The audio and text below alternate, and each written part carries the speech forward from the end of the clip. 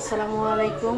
আমি আজকে টাটকিনি মাছ দিয়ে দুন্দুল দিয়ে আলু দিয়ে তরকারি রান্না করব।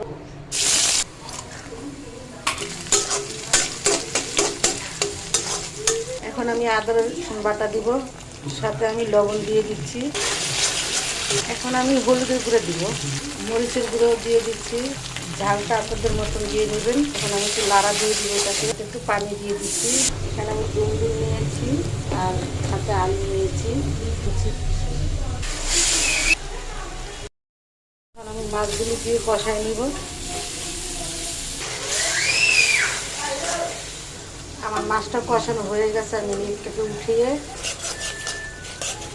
আমি এখানে তরকারিগুলো দিয়ে দিব।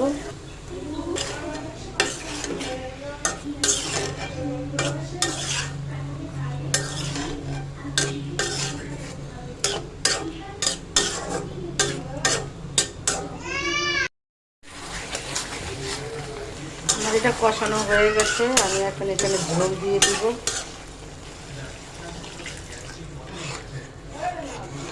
আমি এখানে মাছগুলি দিয়ে দিচ্ছি।